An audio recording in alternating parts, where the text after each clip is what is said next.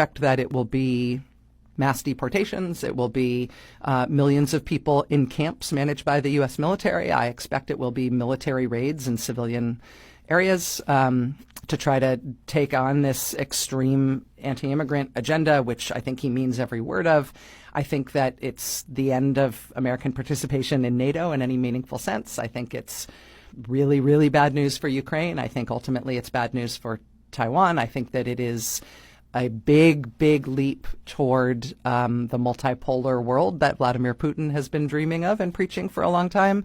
And I think internally in the United States, they will start arresting their enemies and bringing bogus prosecutions and Justice Department civil lawsuits against everybody who disagrees with them. I think all of that's going to happen. Oh, my God. You're anticipating the end of America, as people know. Welcome to another episode of Seen and Heard podcast. I'm your host, Sharon, and tonight I am off camera.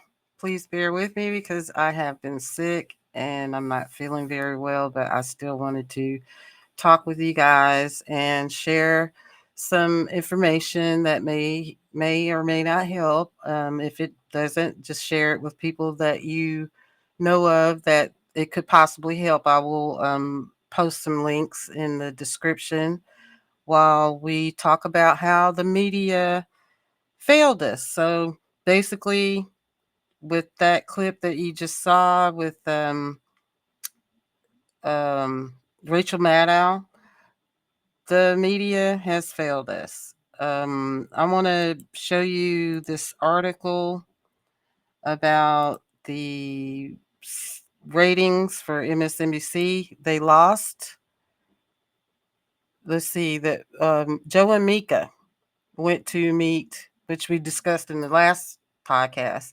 And Joe and Mika met with Trump at Mar-a-Lago, which that's their right. And yes, maybe I guess in your line, in that their line of work, they should want to have good relations with the incoming, occupant of the White House, but they basically bowed down because now everyone is under the impression that there will be no objective reporting coming from them, and that's basically all of the mainstream media. So here we see MSNBC and NBC News staffers are in the dark on what Comcast spinoff means for them. MSNBC could be looking to revamp its lineup and boost ratings without the help of NBC News moving forward. So there are a lot of firings coming up for MSNBC and CNN. Let's see here. I'm not going to read the entire article, but I will link the article so you can read it in full. It says Comcast spinoff plan will create a separate company, aptly dubbed Spin Company, that houses CNBC, MSNBC, Golf Channel, Oxygen, and Sci-Fi. Combined, those channels generated $7 billion in sales between September 2023 and September 2024. Comcast will retain its Peacock streaming service, Bravo, and NBC, which includes its news division. So there's trouble on the horizon. They sold us out, and I hope they're happy with themselves and they get everything that they, wanted. So back to other options for news. I have a newsletter that I read from, let me see here. Let me find it. I read, let's see, Ahmed Baba has a new newsletter. Qasim Rashid, he has a really, really good newsletter. I'm going to flip this around so you can see his newsletter here. So I made a comment on one of his newsletters a few days ago on the alert for HR 9495. So I'm going to flip this around so you guys can see this. Let's see.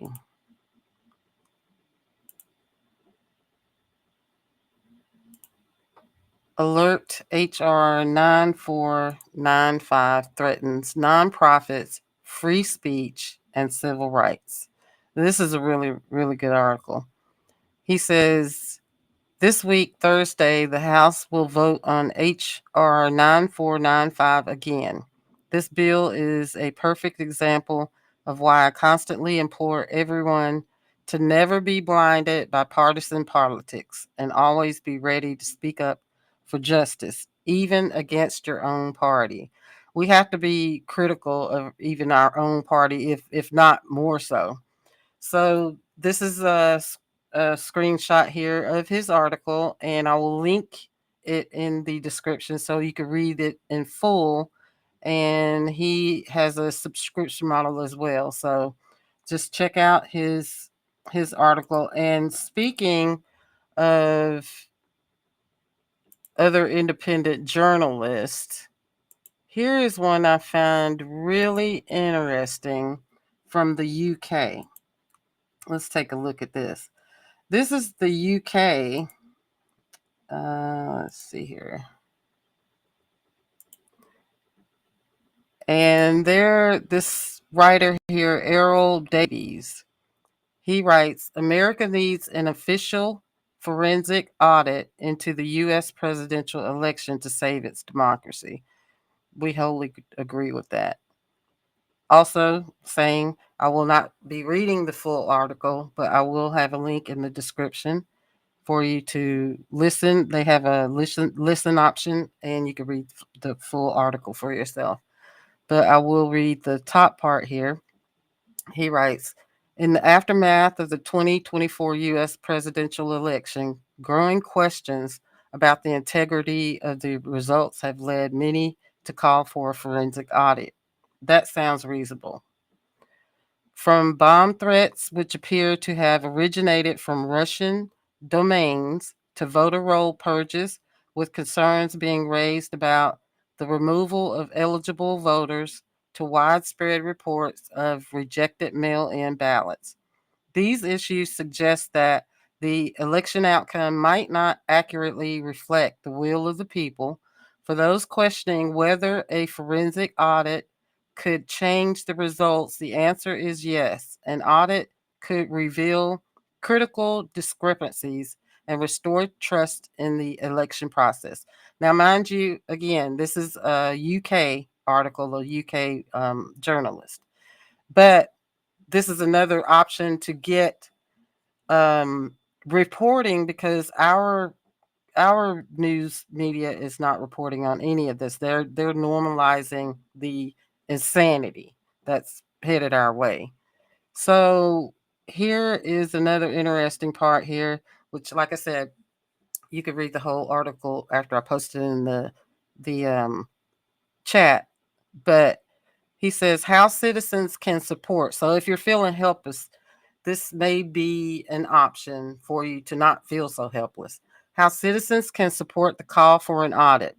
If you believe that a forensic audit is necessary, there are several steps you can take to help make it happen. Contact your representatives, engage with federal channels, submit concerns to the White House or the Federal Election Commission.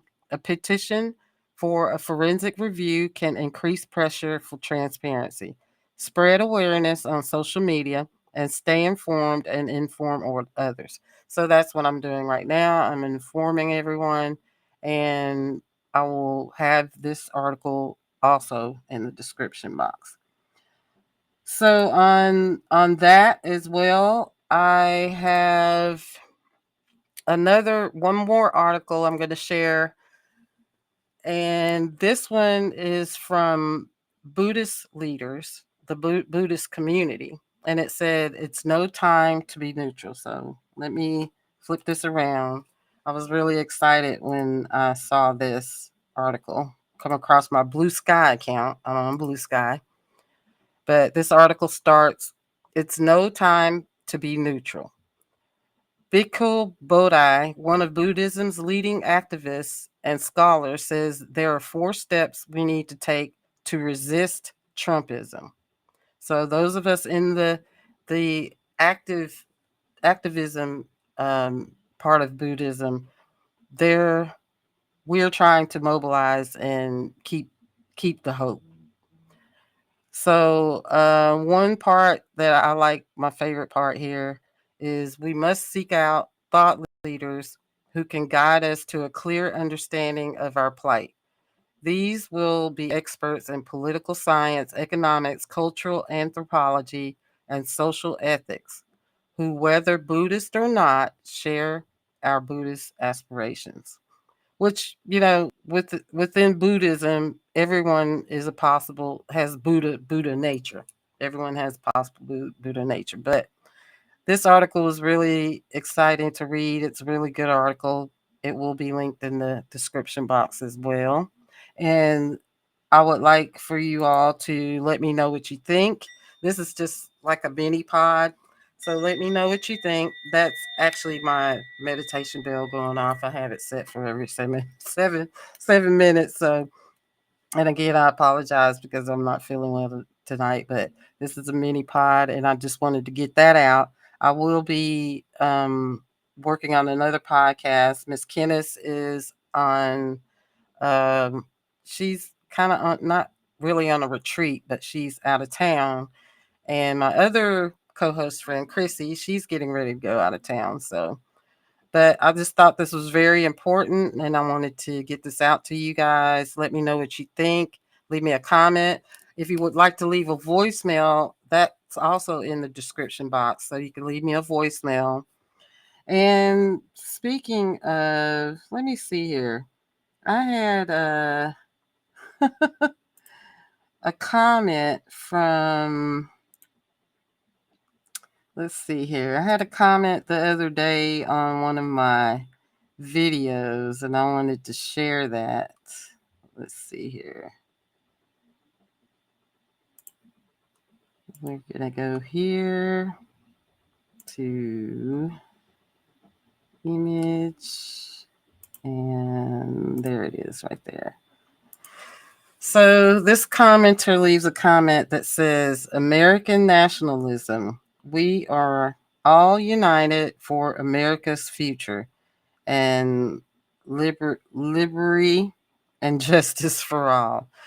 So I and many others will kind of push back on that because American nationalism does not represent everyone in this country. American nationalism represents Trumpism, the GOP, and all of their fascist ideologies.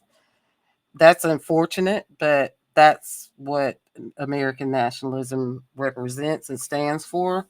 So, and the liberty and justice for all, I don't have time to go into the history right now of this country because that definitely does not stand for and represent everyone in this country. So, if anyone else would like to respond to this comment and help me out, I might get to it later because I have a feeling it's probably a troll because they have 1 subscriber. But I wanted to pinpoint what they were saying is actually not true, especially with the immigration that Trump has said that he's going to do the mass deportations. They are stripping Black history out of schools. They're taking away the DEI that helps minorities in this country. They're taking all of the civil rights and stripping them that my parents and many others fought for and died for. Some died for. So that I had to push back on this comment. If anyone else would like to leave a response to that, that would be great. Other than that, I'm going to end with this now. That if you like my show, please consider a donation. We're at the end of the season fundraiser, and that will help us with the production, with equipment, and help with this to stay on the platform. So I know it's a struggle now. Everybody is struggling, but any little bit of help will go a very long way and will be greatly appreciated. Again, if you like the show, leave me a comment, leave me a voicemail, and I will see you guys on the next podcast. Thank you.